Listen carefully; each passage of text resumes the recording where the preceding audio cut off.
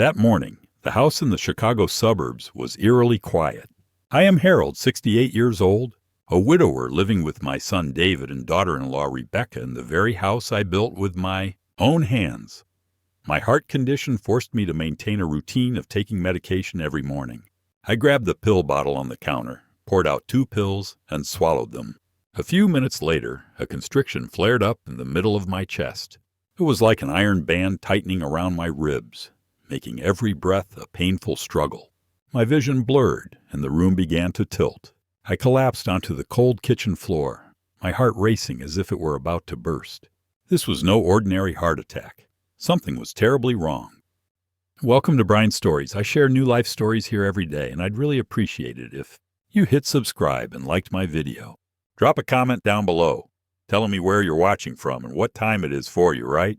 Now, I read every single comment, and it helps me to know I'm not alone in this. As I lay huddled there, I noticed a strange taste on the tip of my tongue.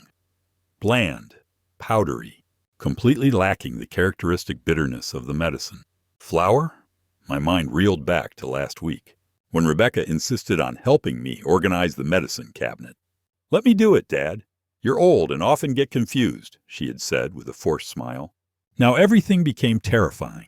Her sarcastic remarks over the past few months about selling the house to move to a smaller place flashed vividly in my mind. She wanted the house, she wanted my pension, and she was willing to take my very breath away to get it. I gasped out, "Help! David!" Rebecca appeared first. Her face feigned panic, but her eyes were glued to the pill bottle on the counter. "The medicine. It tastes like flour." "Someone swapped my pills," I wheezed. Rebecca blinked, her face looking worried, but her voice full of calculation. "Flour. You're getting confused again. Dad, the heart attack is just making you paranoid." She casually poured a glass of water, her gaze avoiding mine. "Drink this, and you'll feel better." David rushed in, anxiously asking what was happening. When I told him to check the pill bottle, Rebecca quickly shook her head. "He's having a delirious episode due to a lack of oxygen. You know how his health is. Don't overreact."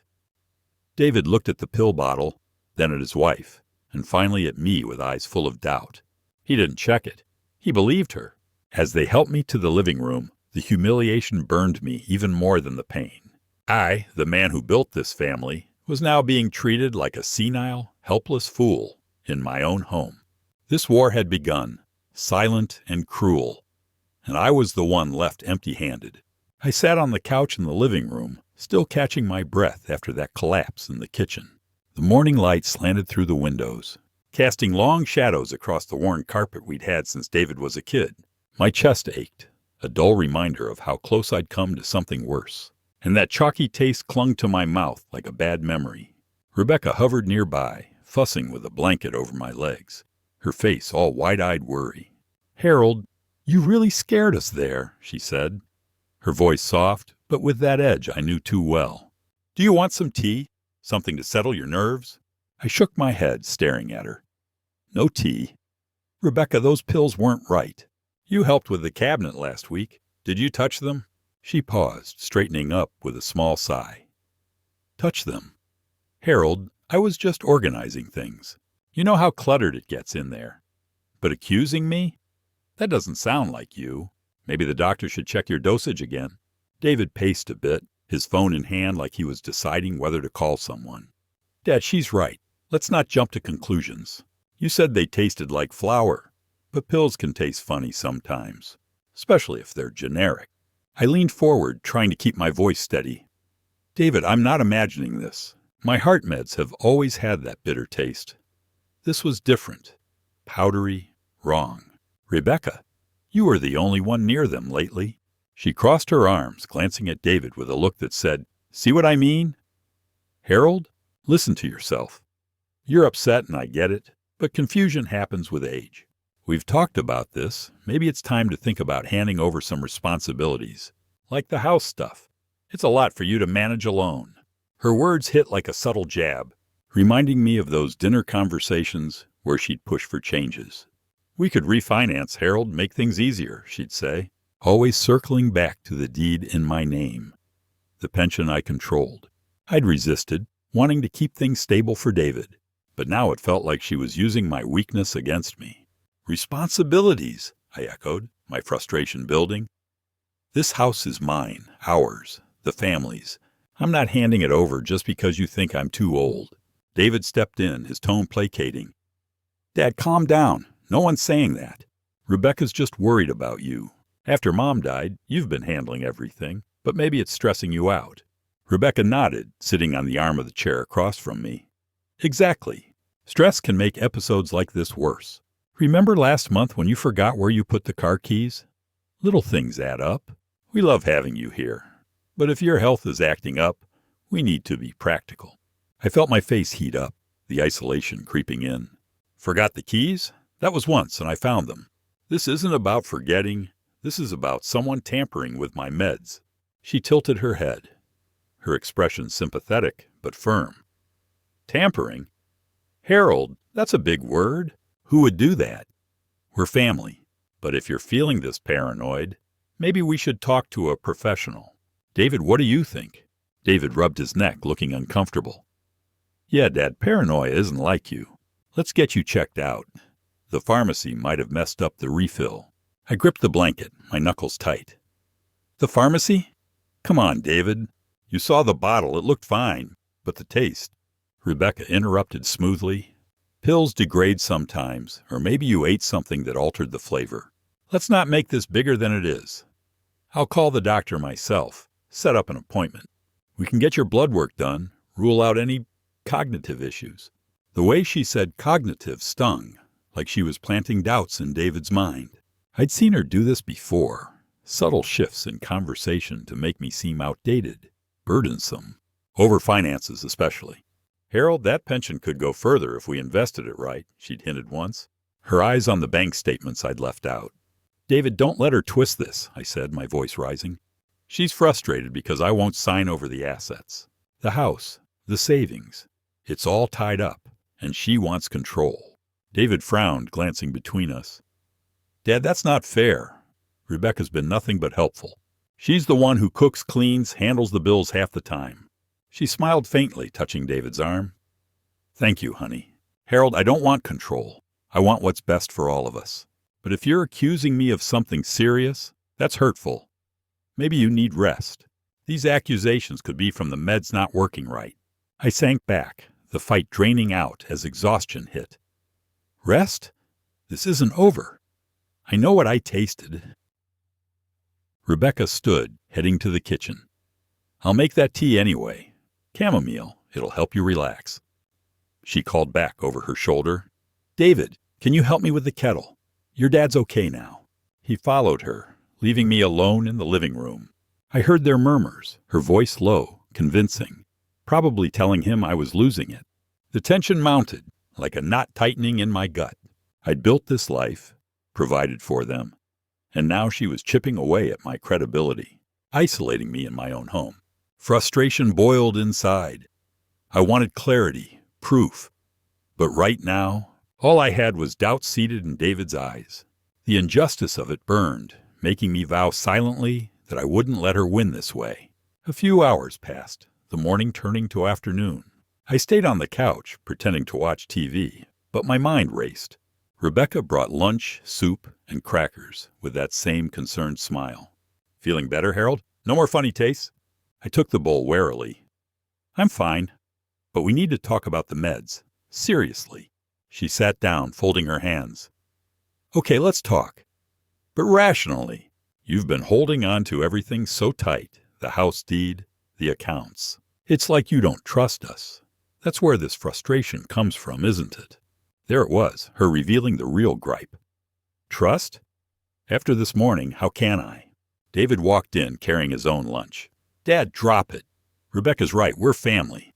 If there's an issue with the pills, we'll sort it. But accusing her isn't helping. She leaned in, her voice gentle. Harold, think about it. Moving some assets could ease the load. We could even add a room for you, make it more comfortable.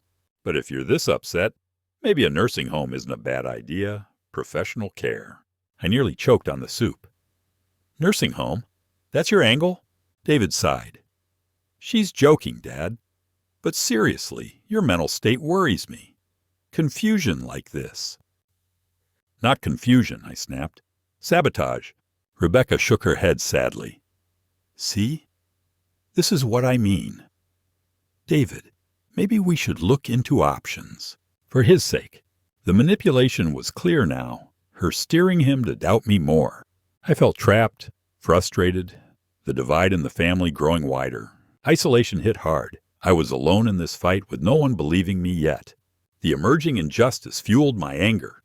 The afternoon wore on slowly after that strained lunch. The house in suburban Chicago settling into a heavy quiet that did nothing to ease the knot in my stomach. I stayed put on the couch for a while, staring at the TV screen without really seeing the news ticker scrolling across the bottom. My chest still felt tender from the morning's collapse, a faint ache reminding me how vulnerable my heart condition made me. But the real hurt was the doubt Rebecca had sown in David's mind. I could hear her moving around in the kitchen, cabinets opening and closing with sharp snaps, like she was taking out her frustrations on the dishes. David had retreated upstairs to his office again, the sound of his keyboard clicking faintly through the ceiling.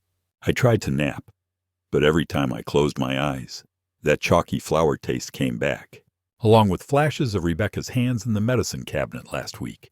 By late afternoon, I got up and paced the living room, glancing at family photos on the mantel, me and my late wife smiling with a young David, back when this house felt like a haven, not a battleground. As evening approached, the smell of roasting chicken started wafting through the air, pulling me toward the dining room, despite everything. The winter sun had dipped low, casting a dim orange glow through the windows that made the whole place feel shadowed and close. I washed up and headed to the table, my steps heavier than usual, the wooden floor creaking underfoot. Rebecca was already setting out plates, the steam rising from the mashed potatoes and green beans she'd prepared. She looked up with a tight smile as I sat down at the head of the table, the clink of utensils against porcelain the only sound at first. David came down a minute later, loosening his collar and dropping into his chair with a sigh. "Smells good, babe," he said, reaching for the serving spoon. "Thanks," Rebecca replied, sliding into her seat across from me. She passed the chicken platter my way, her eyes meeting mine for a beat too long. "Harold, how are you feeling now? No more dizziness?" I took a small portion, my fork scraping the plate. "Better, but I'm not dropping what happened this morning. Those pills weren't right, Rebecca. And after you handled them last week." She cut me off with a soft laugh, shaking her head as she buttered her roll. "Oh, Harold, we're not rehashing that again, are we? You scared us half to death, gasping on the floor like that. But honestly, at your age, with that heart of yours depending on pills every single day, it's bound to catch up." I paused, my bite halfway to my mouth. "Depending on pills? What's that supposed to mean?" She shrugged, popping a green bean into her mouth and chewing slowly before answering. "Just that it's a lot, isn't it? Popping meds morning and night, worrying about every little twinge. Makes you fragile, Harold. We saw it today. You collapsed over nothing, accusing everyone. It's exhausting for all of us." David glanced up from his plate, his knife hovering over the chicken. "Come on, Rebecca, let's keep it light. Dad's had a rough day." But she didn't stop, her tone shifting from casual to something sharper, like she'd been holding it in. "Light? David, we need to be real here. Harold's dependence on those medications is turning this house into a constant worry zone. Episodes like this morning, they disrupt everything. Maybe it's time to think about options that give everyone some space." I set my fork down, the metal clinking loudly against the plate. "Options? What are you getting at?" She leaned forward, her elbows on the table, eyes locked on mine with a cold glint. "A nursing home, Harold. Professional care around the clock, no more scares in our kitchen. It'd free up space here. Let us breathe. This big house with the deed still in your name. It's a burden you're carrying alone. And frankly, you're not up to it anymore." The words landed like a gut punch, the air thickening with silence. I stared at her, the steam from my uneaten food blurring my vision slightly. "A nursing home? So you can take over the house? That's what this is about. Your greedy push for control. The inheritance before I'm even cold." She didn't flinch, just tilted her head with a faint smirk. "Greedy? Call it practical. We've been tiptoeing around your health for years, Harold.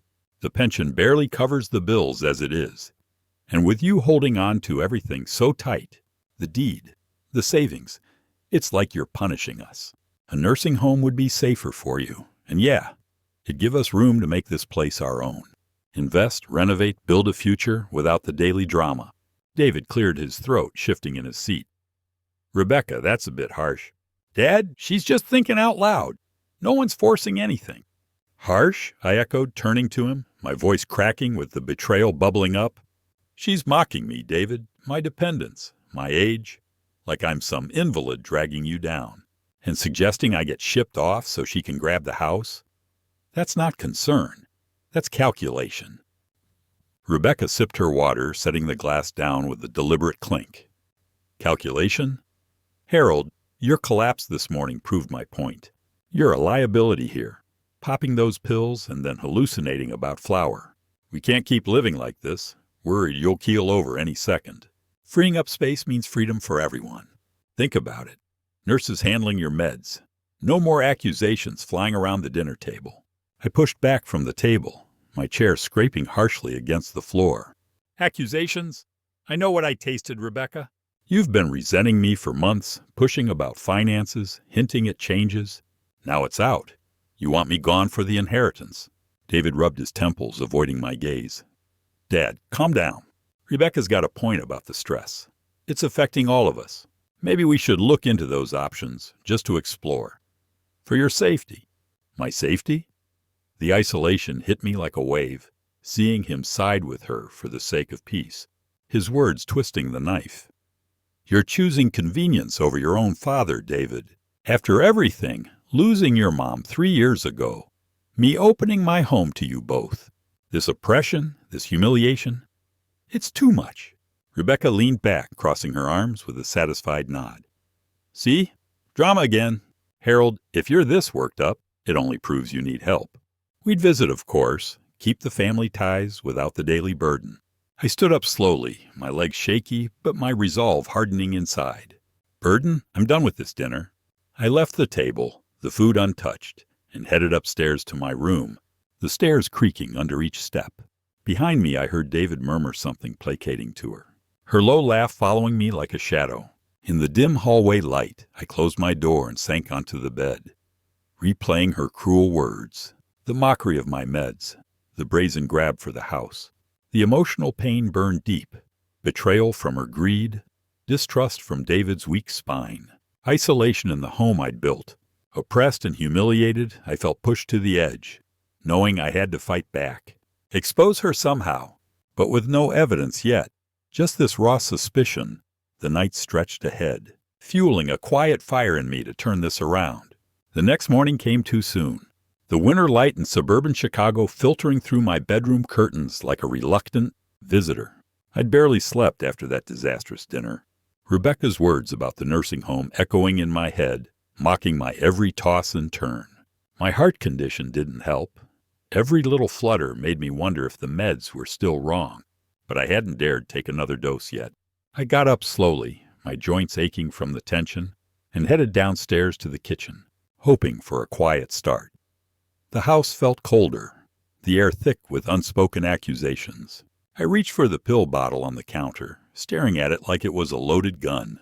Rebecca had replaced them yesterday afternoon, claiming she'd picked up a new prescription to calm me down. But trust was long gone. I shook out 2, swallowed them dry and waited, my pulse already quickening from nerves alone. I busied myself with coffee, the machine gurgling as I measured grounds, trying to push last night's humiliation aside. David had texted me late, saying, "Let's talk tomorrow, Dad. Get some rest." But it felt like another deflection. Rebecca's brazen mockery at dinner had left me raw, her greedy eyes on the house deed burning in my memory. I poured the coffee, took a sip, and leaned against the counter, staring out at the backyard where snow dusted the grass. But within minutes, that familiar tightness crept back into my chest, subtler this time, but building fast. My breath shortened, a wave of dizziness hitting me as I set the mug down too hard, splashing hot liquid over my hand. I gasped, clutching my shirt, the room spinning slightly. Not again," I muttered, sliding down to sit on the floor, my back against the cabinets. The chalky taste was there, fainter, but unmistakable. Flour again. She'd done it twice now. I tried to steady my breathing, in and out like the doctor had taught me. But panic edged in. My vision blurred at the corners, heart skipping erratically, sending sharp pains down my arm. I fumbled for my phone in my pocket, but before I could dial, footsteps pounded down the stairs. Rebecca burst in, her hair still messy from sleep, eyes widening as she saw me. "Harold! Another episode? What's wrong now?" I wheezed, pointing at the pill bottle on the counter. "The meds. Again. Flour taste. You swapped them, admit it." She knelt down quickly, her hand on my shoulder, but her touch felt more controlling than comforting. "Swapped? Harold, that's ridiculous. I got those from the pharmacy myself yesterday. Fresh bottle. You're delusional, imagining things. This is getting out of hand." David appeared in the doorway, still in his boxers, rubbing his eyes. "Dad, what happened? Rebecca, call 911? No, she said firmly, standing up and grabbing a glass of water. "He's breathing okay, probably just anxiety from last night. Here, Harold, drink this. But if you keep accusing me of this nonsense, I might have to call someone. Authorities maybe get you evaluated for these delusions." "Delusions?" I managed, sipping the water she shoved at me, my hands shaking. "This isn't imagination." I almost collapsed again, chest tight, dizzy. "You want the house, the inheritance. You're doing this to push me out."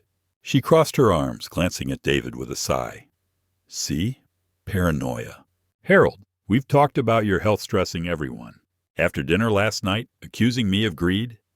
If you don't stop, I'll have no choice but to report this, maybe Adult Protective Services. They deal with elders who aren't thinking straight." David knelt beside me, helping me up to a chair, his face worried, but hesitant. "Dad, easy. Rebecca's right. This sounds off. You tasted flour again?" But she just refilled them. Maybe it's side effects or something. I gripped his arm, pleading. "David, check the pills. Crush one, you'll see. She's denying it outright, threatening to call authorities on me. Don't let her do this." He hesitated, picking up the bottle and shaking it. But Rebecca stepped in smoothly. "David, don't encourage him. Crushing pills? That's not safe. Harold, your oppression fantasies are wearing us thin. We let you stay here, cover your needs, and this is how you repay? Accusations that could ruin our family?" "Oppression?" I shot back, my voice stronger as the dizziness eased a bit. "You're the one cornering me, swapping meds, mocking my dependence, suggesting nursing homes. It's all about control, the deed in my name. Admit it, Rebecca, you want me gone." She laughed shortly, no warmth in it. "Gone? Harold, if anyone's leaving, it might be because of your instability. I could call right now, tell them about your delusions, how you're a danger to yourself. They'd take you for observation. Easy." David stood between us, his hands up. "Whoa, both of you, stop. Rebecca, no calls. Dad, she's not swapping anything. That's crazy talk. I want peace here, not this drama every day. After Mom died, I thought we'd pull together, but it's too much." "Peace?" I echoed, feeling tears prick my eyes, the helplessness crashing over me. How can there be peace when she's threatening me? "David, please, believe me. Check the pills, for God's sake." He sighed, setting the bottle down without opening it. "Dad, I believe you're scared, but accusing Rebecca. She's my wife. Prioritizing truth over this mess would tear us apart. Let's just get you to the doctor tomorrow. No more accusations tonight." Rebecca nodded, her expression satisfied. "Exactly. Harold, rest up. But one more outburst, and I will call. For your own good, of course." I slumped in the chair, my body exhausted from the near collapse, my mind reeling from her denial and threats. They helped me to the couch, Rebecca fussing with pillows like nothing happened, but her eyes said otherwise, triumphant, like she'd won this round. David patted my shoulder awkwardly. "Get some sleep, Dad. We'll sort it tomorrow." As they headed back upstairs, whispers trailing them, I lay there staring at the ceiling. The oppression deepened, her outright denial echoing, her threat to call authorities hanging like a sword. Despite my pleas, David had chosen peace over digging for truth, leaving me isolated in my own home, emotionally drained, physically weak from the back-to-back scares. I hit rock bottom, humiliated, helpless, wronged again. But in that low, A spark flickered. I had to find a way out. Overcome this nightmare somehow. The urge burned, making me wonder how I'd climb back up. The day dragged after that, me avoiding them as much as possible. I stayed in the living room, pretending to read the newspaper, but my thoughts raced. Lunch was silent, sandwiches Rebecca slapped together, her glances sharp. Feeling better, Harold? No more delusions? I didn't answer, just ate slowly, my chest still sore. David popped in briefly. Dad, about this morning, let's not escalate. Rebecca's worried, that's all. Worried? I whispered. She's threatening to have me committed. How is that worry? He shrugged. She's protective. Truth is, your stories sound off. I love you, but peace matters. Drop it, okay? His words stung worse than the meds, prioritizing harmony over my pleas. By afternoon, another twinge hit Mailder, but enough to send me lying down. Rebecca hovered. See? More episodes. If you keep this up, I really will call. Delusions aren't healthy. I closed my eyes, the sense of being cornered overwhelming. No allies, no proof, just her denials deepening my helplessness. But that dire spot fueled a quiet desperation. I needed to see this through, find a path to rise above. The afternoon after that second near collapse dragged on like molasses, the suburban Chicago house closing in around me with every tick of the clock in the living room. I lay on the couch for what felt like hours. My body still weak from the chest pains and dizziness, but my mind was racing faster than it had in years. Rebecca's threats echoed in my ears, calling authorities, labeling me delusional, all while she smirked like she owned the place. David had chosen his side, or at least the easy path, prioritizing peace over digging into the truth about those swapped meds. The deed still in my name, but feeling worthless against her manipulations. I stared at the ceiling, replaying every dig she'd made about the finances, the inheritance, her greedy eyes always calculating. No more, I thought. No longer tolerating this weakness, this oppression. I had to fight back, turn the tables somehow. I sat up slowly, my head clearing a bit as the effects of whatever she'd slipped me faded. The house was quiet. David was back in his office upstairs, and Rebecca had gone out for errands, her car pulling away earlier with a smug rev of the engine. I grabbed my phone from the side table, my fingers trembling but determined, and started searching online for something, anything, to catch her in the act. Hidden cameras popped up first, small ones that looked like chargers or smoke detectors, easy to install without anyone noticing. The idea hit me like a spark. Document the tampering, get proof on video that those pills were being swapped with flour. My heart pounded, not from the condition this time, but from a rush of empowerment. Years of enduring her subtle resentments, the pushes for control over the pension, the house, had built to this. I ordered one online, next day delivery, paying with my own card so she wouldn't see it on the joint statements. As I hit confirm purchase, a weight lifted, even if just a little. Discovering this way to gather evidence felt like grabbing a lifeline, shifting the power back toward me after days of feeling helpless. But Rebecca came back soon after, groceries in hand, acting like nothing had happened. She bustled into the kitchen, unloading bags with that fake cheer she pulled out when David was around. "Harold, you up? I got some fresh fruit. Thought it might help your energy," she called out, her voice dripping with false concern. I shuffled in, leaning on the doorframe to steady myself. Energy? After this morning's episode, you mean? The one where the pills tasted wrong again? She paused, setting down a bag of apples, her eyes flicking to the pill bottle on the counter. "Oh, Harold, not this again. I told you, fresh from the pharmacy.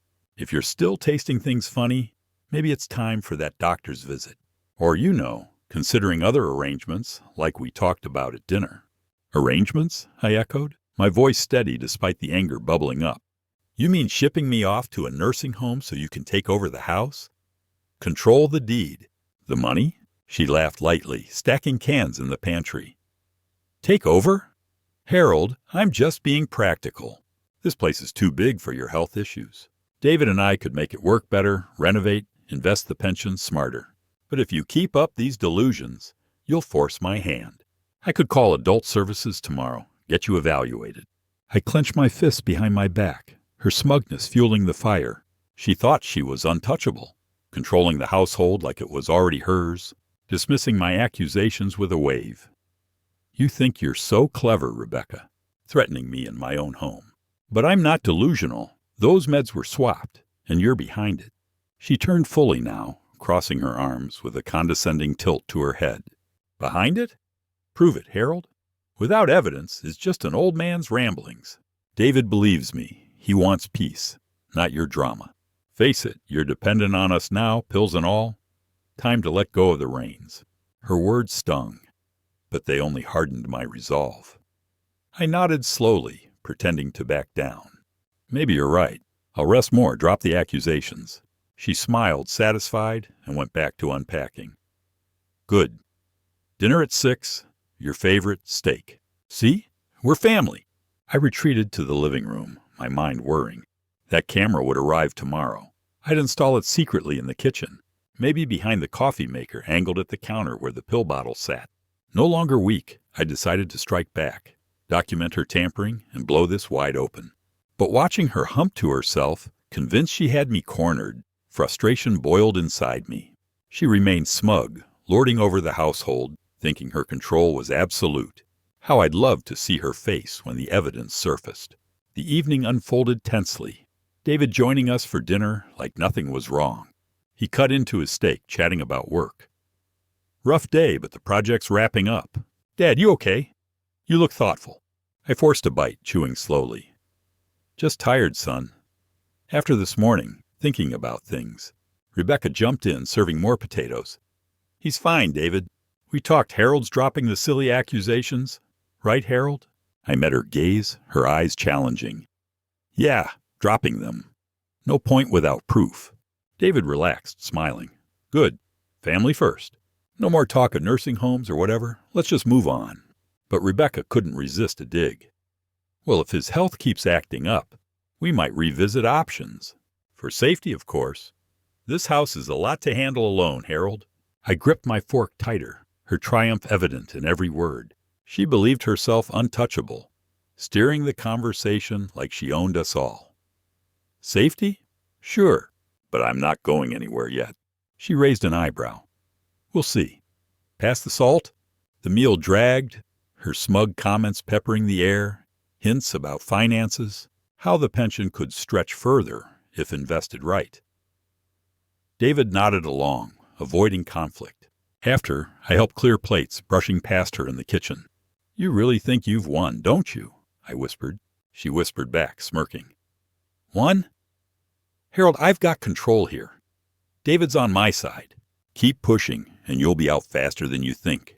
I said nothing, retreating upstairs early. In my room, I checked the order confirmation, camera en route. Empowering myself with this plan shifted everything. No more tolerating her games. While she lounged downstairs convinced of her dominance, anticipation built in me. Her downfall was coming, and the frustration of waiting only made me more determined. That night, sleep came easier, fueled by purpose. Morning would bring the package, I'd hide it, install it discreetly while they were out. Rebecca's smug certainty frustrated me to no end, but it built the tension, making me eager for the shift. Finally fighting back, I felt alive again, ready to document the truth and reclaim my life. The next morning arrived with a knock at the door, the delivery guy handing me a small, discreet package that I'd been waiting for since yesterday's order. I signed for it quickly, glancing over my shoulder to make sure Rebecca wasn't lurking nearby. She'd gone out for her usual coffee run, and David was already holed up in his office upstairs. My heart pounded a little as I tore open the box in the privacy of the living room, pulling out the hidden camera that looked just like a regular USB charger. Fiddling with tech wasn't my strong suit, but the instructions were simple enough. Plug it in, connect to my phone app via Wi-Fi, and it would record motion-activated video in high definition. I headed to the kitchen, my steps careful on the creaky floorboards of our suburban Chicago home, and positioned it behind the coffee maker on the counter, angled perfectly at the spot where my pill bottle sat every day. The app beeped on my phone, confirming it was live, and I breathed a sigh of relief, feeling like I'd finally taken a real step forward after days of feeling trapped. I tested it by walking past, watching the footage pop up on my screen clear as day, capturing the cabinets and the bottle without a glitch. Satisfied, I pocketed my phone and poured myself a cup of coffee. trying to act normal as Rebecca's car pulled into the driveway.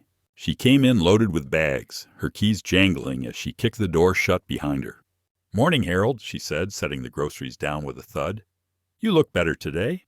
No more episodes." I stirred my coffee slowly, keeping my voice even.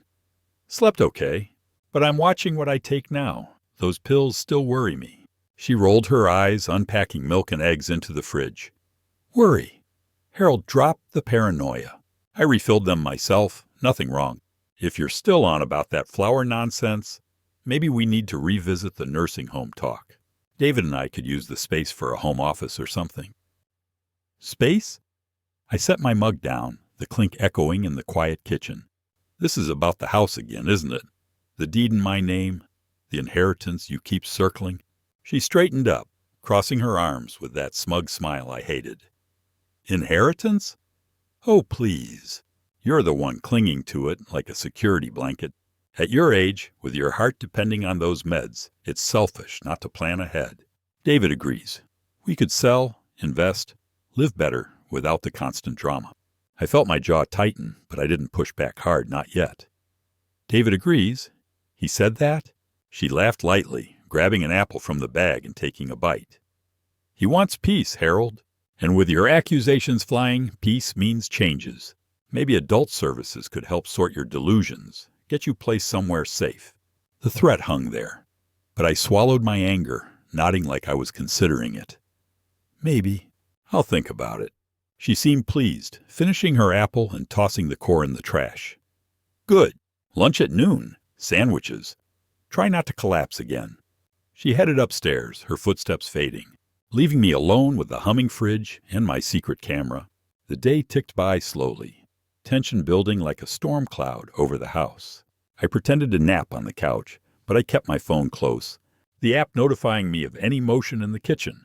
Around mid-afternoon, while David was on a work call and I was in the bathroom, the alert buzzed. Someone had triggered the camera. I locked the door and pulled up the footage, my hands shaking as the video loaded. There she was, Rebecca, sneaking into the kitchen like she owned the place, glancing around before grabbing my pill bottle from the counter. She unscrewed the cap, dumped the real meds into her palm, and pocketed them. Then, from her purse, she pulled out a small packet of flour, plain white powder, and carefully funneled it into the bottle, shaking it to mix. She capped it back up, placed it exactly where it was, and slipped out, smirking to herself. My breath caught, emotion slamming into me like a wave, shock, anger, a rush of vindication that made my eyes sting. There it was, solid proof of her malicious act, captured accidentally, but perfectly on video. She thought she was so clever, but now I had her on tape, tampering with my heart medication that could have killed me. I replayed it twice, pausing on her face, that greedy expression clear as day. This wasn't just resentment over the house and finances. This was dangerous, criminal. My heart raced, not from the condition, but from the glimmer of hope flickering to life amid the betrayal. I needed to be smart about this, couldn't confront her yet. Pocketing my phone, I stepped out and headed next door to see my trusted neighbor, old Mr. Thompson, who'd lived there for decades and knew the family drama from afar. I knocked on his door and he let me in, his living room smelling like fresh-baked cookies from his late wife's recipe he still followed. "Harold, you look like hell," he said, ushering me to a chair. "What's eating you?" I sat down, glancing back at my house through his window. It's Rebecca, caught her on camera, swapping my meds with flour. Almost killed me twice now. She's after the house, the inheritance. His eyes widened as I showed him the footage on my phone, the video playing silently. Good Lord, Harold. That's attempted harm, serious stuff. You need confirmation, though. Take a sample to your doctor. Get it tested. Proof like that, plus medical report, shifts everything in your favor. I nodded, feeling the power dynamic start to tilt as he spoke. Doctor. Yeah, that makes sense. I'll grab a pill from the bottle discreetly, get it analyzed. He patted my shoulder. Smart. And keep that video safe. Back it up. She's playing dirty over money. Don't let her know you know yet. Build your case. Emotions ran high as I left his place, a mix of hope and lingering tension churning in my gut. Back home, I slipped into the kitchen while Rebecca was in the shower, shaking out a fake pill into a small Ziploc bag from the drawer, chalky flour, just as suspected. I hid it in my pocket, then acted normal as she came down, towel drying her hair. "Dinner soon, Harold. Steak again, your favorite." I forced a smile, sitting at the table. "Sounds good. Feeling better today." David joined us, loosening his tie. "Glad to hear it, Dad. No more talk of meds or accusations?" Rebecca shot me a warning look across the table. "None. Harold's seeing reason, maybe even about the house, right?" I cut into my steak, the knife scraping the plate. "We'll see. But things are changing." She raised an eyebrow but didn't push, her smugness still there as she chatted with David about work. Inside, I felt the shift, gathering this evidence, seeking Thompson's advice. Getting that doctor's confirmation lined up, it was turning the tide. Emotions peaked with that hope. But the ongoing tension kept me alert, knowing she was still scheming over the finances and control. Dinner wrapped up and I excused myself early, backing up the video to my cloud account in my room. For the first time in days, I slept with a sense of power returning, ready to build on this proof. I waited until the next afternoon, the suburban Chicago house quiet, except for the distant hum of David's keyboard upstairs. I'd spent the morning at the doctor's office, slipping out while Rebecca thought I was napping. The test on that flour sample came back quick, confirming it was just baking powder. No trace of my heart meds. The doctor's report was in my pocket now. A crisp printout stating the swap could have caused a fatal arrhythmia if I'd taken more. With the video footage backed up on my phone and cloud, I felt the power shifting. But I wasn't ready to go all in yet. Emotions churned inside me, anger at her betrayal, hope from this evidence, tension knowing she was still scheming over the house and inheritance. I paced the living room, rehearsing what I'd say, my hands steady for the first time in days. Rebecca came downstairs around 2, her footsteps light on the stairs, carrying a laundry basket like everything was normal. She headed to the kitchen, humming some tune, and I followed quietly, closing the door behind us to keep David out of earshot. She turned, setting the basket on the counter, her eyes narrowing when she saw my expression. "Harold, you startled me. What's with the serious face? Lunch is in the fridge if you're hungry." I leaned against the door, blocking her exit, my voice low but firm. "Not hungry, Rebecca. We need to talk alone. About the meds." She sighed, rolling her eyes as she folded a towel from the basket. "Oh, not this again. I thought we were past your delusions. If you're tasting flour still, see a doctor. Or maybe it's time for that evaluation I mentioned. Adult services could help with your confusion." Confusion? I pulled out my phone, thumbing to the video app, my thumb hovering over play. "This isn't confusion. It's proof. I have you on camera, swapping my pills with flour yesterday afternoon." Her hands paused on the towel, her face paling just a fraction before she recovered with a laugh. "Camera? What are you talking about, Harold? You're sounding crazier by the day. Show me this so-called proof, or drop it before I tell David you're harassing me." I hit play on a short snippet, just 10 seconds, enough to show her dumping the real meds and funneling in the flour, her smirk clear in the frame. I held the phone up, volume low, watching her eyes widen as the footage rolled. See that? Right there. You, in this kitchen, tampering with my heart medication? That's attempted harm, Rebecca. Could have killed me." She froze, staring at the screen, her knuckles whitening on the towel. Then she snatched for the phone, but I pulled it back quick, pocketing it. "Give me that." "How did you—" "That's fake, Harold. You edited it or something. Deepfake nonsense. David's not going to believe this crap." "Fake?" I stepped closer, my voice steady, fueled by the resolve that had been building since rock bottom. "The full video's backed up, safe where you can't touch it. And I have a doctor's report confirming the swap flour instead of meds. This isn't about delusions anymore. It's about you trying to push me out for the house, the deed, the pension. Greedy, that's what it is." She backed up against the counter, her breath quickening, but her eyes darted like she was already scheming. "Greedy? You're the one hoarding everything, Harold. After your wife died, you let us move in. But you've lorded that deed over us like a weapon. David deserves better. We could sell this place, invest, start fresh without your episodes dragging us down." "Episodes you caused," I shot back, feeling the thrill of this first strike, unsettling her like she'd done to me for months. "Twice now, almost collapsing because of your sabotage. But I'm not showing David the full thing yet, just enough to make you sweat. Admit it, Rebecca. Say it out loud. You did this for control. She crossed her arms, regaining some composure, her voice turning defensive. Admit what? That video proves nothing. Could be anyone. And even if it was me, hypothetically, it was just a prank gone wrong. Flower's harmless. You're overreacting, like always. If you show David, he'll think you're paranoid, trying to split us up. Harmless? I laughed bitterly, the sound echoing in the small kitchen. My doctor says otherwise could trigger a heart attack. This is criminal, Rebecca. But I'm giving you a chance here, alone. Back off the threats about nursing homes, about calling authorities, or this snippet becomes the full expose. She leaned forward, her eyes narrowing, still scheming even as sweat beaded on her forehead. A chance? You're bluffing, old man. Delete that video, or I'll tell David you installed a camera without telling us. Spying on your own family. That's invasion of privacy. We could sue you. Turn this around so fast. Sue me? I held my ground, supported by the evidence burning a hole in my pocket. Go ahead, but think about it. Police see this. It's you in handcuffs for endangerment. I'm not weak anymore, Rebecca. This is your warning. Keep pushing, and I go further. She straightened up, tossing the towel back in the basket with a huff. Warning? Fine, play your game. But David's on my side. He wants peace, not your drama. You show him that, and he'll choose me. We're building a life here, and you're just obsolete. Obsolete. The word stung, but it only fueled my resolve. I opened the door, stepping back. We'll see.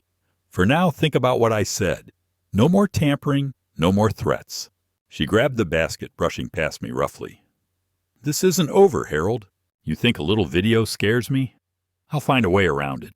I watched her stomp upstairs, her footsteps heavy, leaving me in the kitchen with the camera still humming quietly behind the coffee maker. The initial strike had landed. She was defensive, unsettled, but still plotting. I could see it in her eyes. Emotion surged through me. Satisfaction from seeing her squirm, suspense building as I wondered her next move. I poured myself some water, hands steady, the thrill of impending action making my pulse quicken. Not from fear this time, but from the fight. The rest of the afternoon ticked by slowly. Tension thick in the air. I stayed downstairs, pretending to read the newspaper, but my mind raced with plans. David came down for a snack around 4, grabbing an apple from the fridge. Dad, you okay? You look intense. I folded the paper, forcing a casual tone. Just thinking, son. Had a chat with Rebecca earlier about the house stuff. He paused, biting into the apple. Chat? Don't stir things up, Dad. She's stressed with work and all. Let's keep it peaceful. Peaceful? I nodded, not pushing yet. Yeah, trying.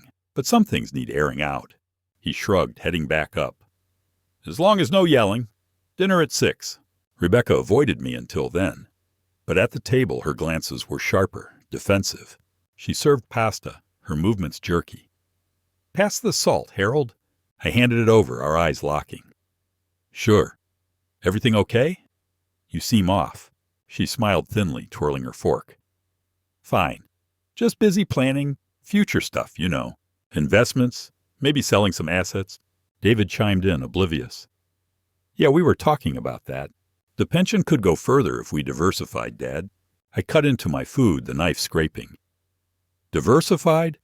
This house isn't for sale yet. Deed's mine. Rebecca's foot tapped under the table, her scheming evident in the tight set of her jaw. Yet things change, Harold. Health issues, episodes. Better to plan ahead. I met her gaze, the snippet's impact lingering. Plans can backfire. Careful what you push for. She looked away first, defensive, but not broken. Dinner wrapped awkwardly, David sensing the vibe but saying nothing. Early night for me, work calls tomorrow. As they cleared plates, Rebecca whispered near the sink. That video won't save you, Harold. I'll delete it somehow, or make David doubt it. I whispered back. Try it. But I'm steps ahead now. She stormed off, leaving me with the thrill of the counterblow, eager for what came next. Upstairs in my room, I replayed the snippet, resolve hardening. This calculated approach had unsettled her, but she was still in the game, defensive, scheming. The suspense built. my emotions high with anticipation for the full reveal. That evening, the suburban Chicago house felt heavier than usual, the winter darkness pressing against the windows like an uninvited guest. I'd picked at dinner earlier, steak and potatoes that Rebecca had made with her usual efficiency. But the tension from our kitchen confrontation that afternoon hung over the table like a cloud. David had come home late from work, loosening his tie and grabbing a beer from the fridge before collapsing into his chair, complaining about deadlines. Rebecca shot me warning glances across the table, her fork scraping her plate a little too loudly. But I kept quiet, biding my time. Now, with the dishes cleared and the clock ticking past 8, I couldn't wait any longer. The full video was burning a hole in my phone, backed up safe where she couldn't touch it, and my heart condition had me feeling every skipped beat from the stress. I stood up from the couch, where I'd been pretending to watch the news, the remote clinking against the coffee table as I set it down. "David, Rebecca," I said, my voice firmer than it had been in days, carrying through the quiet living room. "We need to talk. Family meeting right now. Sit down, both of you." David looked up from his spot on the recliner, his beer halfway to his mouth, the bottle sweating condensation onto his hand. "Dad? What's this about? I'm beat. Can it wait? If it's the meds again, we can sort it tomorrow." Rebecca hovered by the doorway to the kitchen, wiping her hands on a dish towel, her eyes narrowing at me with that mix of annoyance and calculation I'd come to recognize. "Harold, seriously? After your little stunt in the kitchen today?" David's exhausted. "Whatever paranoia you're stirring up, save it. We don't need more drama." "No," I said, moving to the TV cabinet and grabbing the HDMI cable I'd stashed there earlier. "It can't wait. Sit down. This is about the truth, the collapses, the pills tasting wrong. I've got proof, and you're both seeing it now." David sighed, setting his beer on the side table with a soft clink, the foam settling as he leaned forward. "Proof? Dad, if this is another accusation against Rebecca, I'm not sure." "Just watch," I interrupted, plugging my phone into the TV, the screen flickering to life with a blue glow that cast shadows across the room. Rebecca edged closer, twisting the dish towel in her hands. But she sat on the edge of the couch, her posture stiff like she was ready to spring. I opened the app, thumbed to the full footage from yesterday afternoon, and hit play. The timestamp glowing in the corner. Clear, unedited, motion activated. This is from the camera I set up in the kitchen. After the second near collapse, I had to know. The video started innocent enough, the empty kitchen counter, sunlight slanting through the window onto the pill bottle labeled with my heart meds. Then Rebecca slipped into frame, her back to the camera at first, but she turned, glancing around, like she was checking for witnesses. She grabbed the bottle, unscrewed the cap with quick fingers, and tilted it, dumping the real capsules, those small blue ones I've taken for years, into her palm. She pocketed them smoothly, then pulled a small baggie from her purse. Identical capsules inside, but filled with white powder. No doubt the flour or whatever she'd used to mimic them. She poured them in carefully, shaking the bottle to settle it, recapped it, and placed it back exactly where it was, a faint smirk crossing her face as she wiped her hands and walked out. The clip ended, the TV screen freezing on that empty counter. But the silence in the room was thicker than before, broken only by the faint hum of the fridge from the kitchen. David stared at the screen, his face paling under the TV's glow, his hand frozen midway to picking up his beer again. "What?" "Dad, that's Rebecca. That looks just like you. The clothes, the timestamp. Yesterday afternoon, right? You said you were running errands. What's going on here?" Rebecca shot up from the couch, her dish towel dropping to the floor as she lunged toward the TV, grabbing for my phone still connected by the cable. "Turn that off." "Harold, this is insane, spying on us in our own home. That's an invasion of privacy." "David, don't buy this. He edited it, some deepfake trick. Why would I swap your dad's meds? It's ridiculous. He's paranoid, trying to drive us apart because he won't let go of the house deed, the pension. He's controlling everything, hoarding the assets like we're thieves." I yanked the phone back gently but firm, disconnecting the cable with a click, the TV snapping back to black. "Edited? Look at it again if you want. The full file's backed up. That's you, Rebecca, dumping my real capsules and replacing them with fakes. White powder, just like what made me collapse. Chest tight, gasping on the floor. Twice now. I've even talked to a doctor about it. Got some documentation brewing. But this video, it's clear as day. You did this. David stood up slowly, rubbing his temples, his eyes darting between us, shock-etching lines on his face. Babe, hold on. That smirk at the end, the way you shook the bottle, it matches what Dad described. The taste like flour or powder. If this is real, you could have killed him. His heart, why? Tell me it's not you. She backed up a step, her breath coming quicker, but she straightened, crossing her arms like a shield. Killed him? David, listen to yourself, siding with him already. This is what he wants, to turn you against me. That video's manipulated. Anyone can do that with apps these days. Harold's been resenting me for months, pushing back on every suggestion about the house. The finances. He installed a camera without telling us. That's the real crime here. Invasion of privacy, spying on family. If anyone's controlling, it's him, clinging to that deed like it'll save him. Don't let his paranoia ruin us. We're building a life here. I felt my face heat up, the betrayal stinging fresh as I pocketed my phone. The room's silence broken by David's heavy breathing. Paranoia? I've endured your digs, your pushes for control, thinking it was just in-law tension. But this? Swapping my meds to make me seem unstable? To force me out? David, you see it. The kitchen, her purse, the exact motions. This exposes what she's been doing, the risk she put me through. David paced a short step, his hand running through his hair, conflict twisting his features as he stopped and faced her. Rebecca, come on. The timestamp matches when you said you were out. And Dad's collapses started right after you helped with the cabinet. If it's fake, prove it. But it looks real. I'm horrified here. Betrayed. But you're my wife. Tell me the truth. She reached out, touching his arm lightly, her voice softening but edged with desperation. Truth. David, the truth is Harold's isolating you, making me the villain so he keeps the inheritance all to himself. That video? He could have hired someone to edit it. Deepfakes are everywhere. Don't throw us away over his accusations. We need peace, not this division he's creating. I stepped closer, my voice low but steady. Division? This is the truth unraveling your lies, Rebecca. David sees it now, the swap, the smirk. I felt vulnerable, isolated in my own home. But this shifts things. David pulled away from her touch, sinking back into his chair, his face a mask of shock and hurt. I need a minute. This is too much. Dad, if it's true. God, the health risks. But Rebecca, if you're lying. She glared at me, her eyes flashing with threat. If? David, don't doubt me. Doubt him. This isn't over, Harold. You'll regret dragging this out. The room hung in uneasy silence, the glow from the lamp casting long shadows, the conflict raw and unstable, leaving me determined, but knowing she wasn't done fighting. The living room felt like a pressure cooker that night, the winter wind rattling the windows outside our suburban Chicago home. But inside, the air was thick with the fallout from the video I'd just shown David. Rebecca stood there by the couch, her arms crossed tight, her face flushed from denying everything, accusing me of deepfakes and paranoia.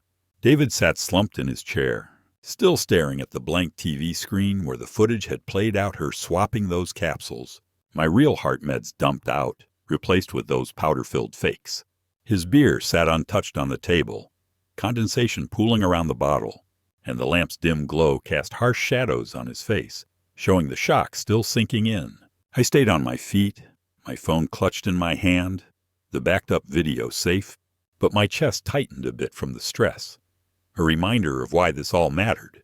My condition could turn deadly without those pills. David, I said, keeping my voice level, that's not all. I've got more. The full picture, evidence that proves this wasn't a one-time thing, that she planned it to push me out, grab control of the house, the deed, everything. Rebecca whirled toward me, her eyes flashing with that desperate anger I'd seen glimpses of before. More? Harold, stop this now. That video's a lie. You fabricated it to turn David against me. Give me the phone, and let me check it myself. If it's real, which it's not, we can delete this nonsense and move on. David's confused enough without your games. I held the phone back, stepping away from her reach. Delete it? That's your plan? Destroy the evidence? No way. Sit down, Rebecca. David needs to see the rest. I've got a doctor's report here, confirming those fake capsules were just powder, no meds at all. Could have triggered a full heart attack if I'd kept taking them. David looked up sharply, his hands gripping the arms of the chair, knuckles white. A doctor's report? Dad, you went to the doctor about this? When? Yesterday, I said, pulling the folded paper from my pocket and handing it to him, watching his eyes scan the lines. The test results. The warning about potential arrhythmia. The note that the sample I'd brought in was plain flour packed into capsule shells. I bagged one of those fakes after the video caught her. The doc ran tests, wrote it up. This isn't paranoia. It's fact. She swapped them to make me collapse, look unstable, so you'd side with her on selling the house, cashing in the pension. Greed, pure and simple. Rebecca snatched at the report over David's shoulder, but he pulled it away, his face hardening as he read. Babe, this says, fatal risk? You knew about his heart condition. If the video's real, and this matches. It's not real, she snapped, her voice rising as she lunged again for my phone, her fingers brushing my hand before I yanked it back. Harold's fabricating everything. He hates me because I want what's best for us, renovating this old place, investing the assets properly. The deed's in his name, but it's our future too, David. He's the one cornering us spying with that camera. That's illegal, invasion of privacy. We could report him, turn this around. Delete that video now, Harold, or I'll make sure you regret it. I stood firm, slipping the phone into my shirt pocket, buttoning it for good measure. Report me? Go ahead. But I've got more a witness statement from Mr. Thompson next door. He saw the video, heard the whole story, signed a note saying he believes it's authentic, that he advised me to get the doc's confirmation. This exposes it all in detail, Rebecca. Your tampering, the risks you imposed, the way you've been manipulating David for months, steering him to doubt me for peace. But peace? At the cost of my life? David set the report on the table with a thud, standing up now, his height towering over us both. But his shoulders slumped, like the weight was too much. Thompson, the neighbor? Dad, you showed him too? This is escalating. Rebecca, if this is all lining up, the video, the report, a witness, why fight it? Just tell me the truth. Did you swap the meds? She paced the room, her footsteps muffled on the carpet, stopping to face him with tears starting to well up, her voice turning pleading. Truth? David, the truth is Harold's twisting everything. That report? He could have faked the sample, brought in flour himself to frame me. And Thompson's just an old friend of his. Of course he'd sign anything. This is his counterattack because I suggested a nursing home, because I pushed for changes. The house is falling apart. Your dad's pension isn't enough. We need to sell. Build something for us. Don't let him destroy our marriage over this. Grab his phone, delete the file. We can fix it. Fix it? I cut in, my voice rising despite trying to stay calm, the emotional surge making my hands shake a little. By deleting evidence? That's resisting, Rebecca, trying to turn the tables like you always do. But I stand firm. David, look at the details. The video timestamp matches when she was out. Her clothes from that day, the exact motions. The report confirms the powder. Thompson's statement backs it up. He even suggested the doc visit. This is the full reveal. Your wife's been endangering me for control, the inheritance. Exposing it now, in detail, so you see the truth. David rubbed his face. Caught between us, his eyes flicking to Rebecca with that old loyalty, but doubt creeping in. Babe, if it's fake, how do you explain the capsules in the video? The powder? Dad's collapses started right after you. Organize the cabinet. I'm torn here, horrified if it's true. But deleting evidence? That makes it worse. She grabbed his arm, pulling him toward her, her tears flowing now, but her grip tight like she was holding on for dear life. Torn? David, choose me, your wife. Harold's the one resisting change, oppressing us with his control over the deed. That witness statement?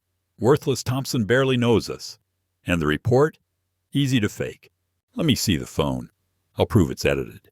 If we delete it, we can talk privately, figure this out without his accusations flying. I shook my head, stepping between them slightly, my resolve hardening as the conflict hit its peak. Prove it?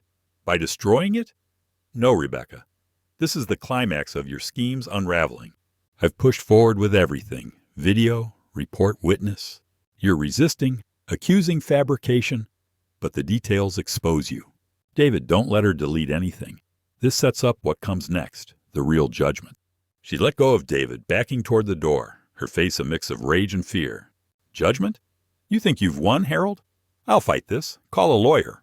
Claim you planted the camera to harass me. David will see you're the villain here, hoarding the assets, isolating him from me.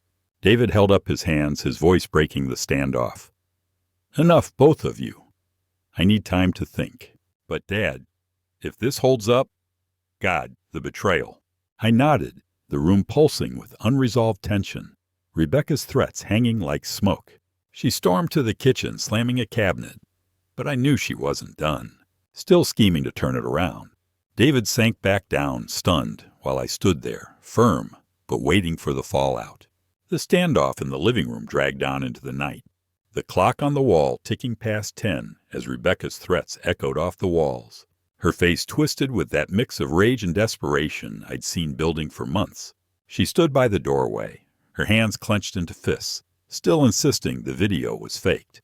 The doctor's report a setup, Thompson's statement coerced, all while shooting me those venomous looks that said she wasn't backing down without a fight. David paced between us, his footsteps heavy on the carpet, stopping every few seconds to glance at the papers on the table, the report, the witness note, like they were burning holes in his hands. My chest felt tight from the tension, a faint reminder of those collapses she'd caused with her swaps.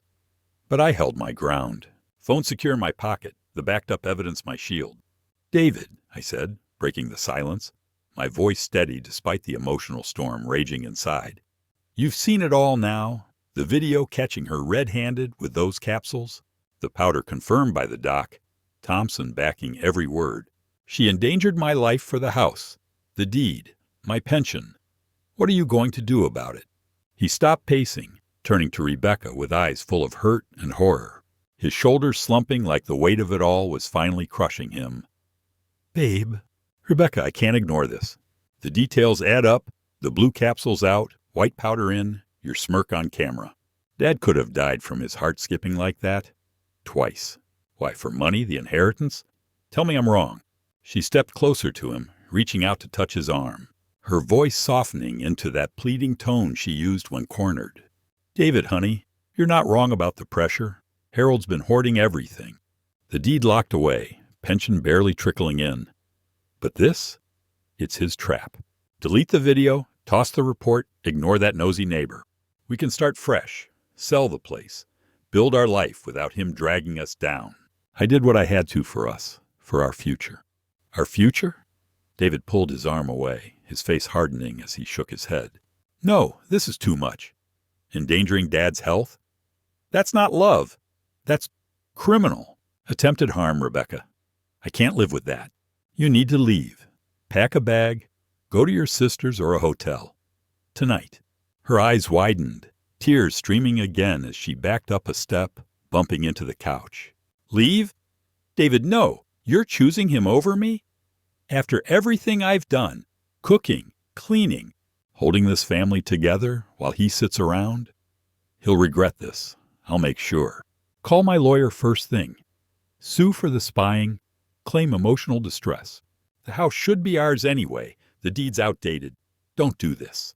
I watched her unravel, a quiet satisfaction building in me as the truth finally hit home. But I kept my tone calm, stepping forward to hand David his phone from the table.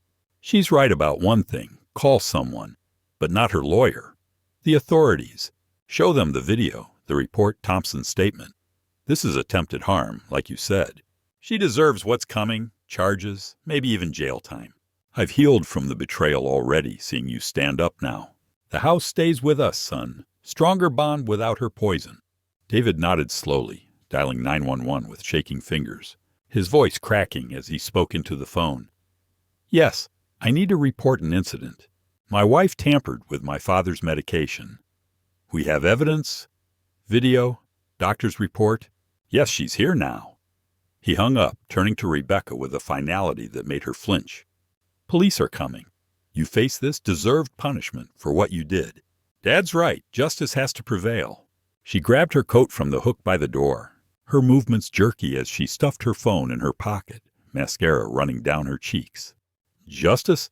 This is revenge, Harold, pure and simple. You won this round, keeping your precious deed, your pension. But I'll fight the charges, drag you both through court. David, you'll see. You're losing me over his lies. The doorbell rang sooner than expected. 2 officers stepping in after David let them inside, their badges glinting under the living room light as they took statements.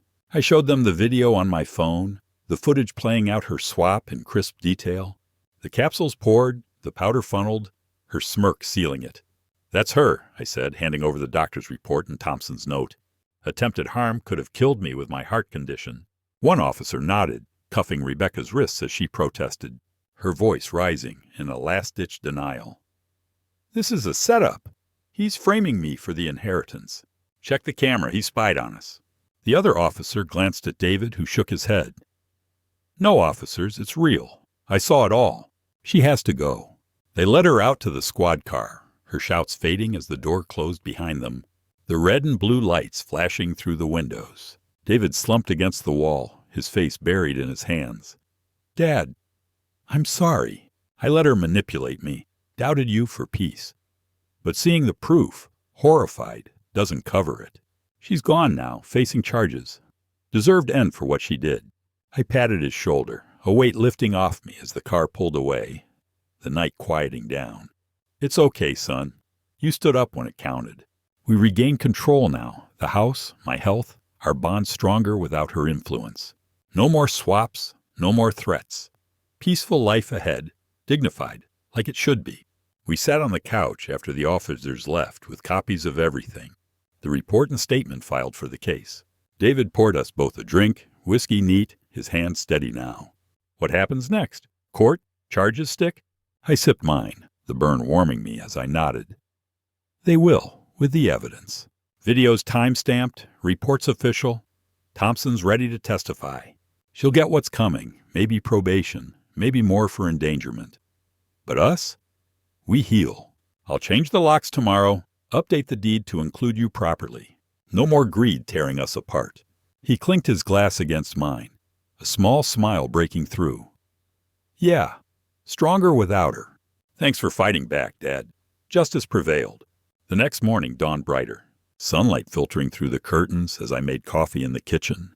The hidden camera still there, but unneeded now. David came down, hugging me briefly. Slept okay?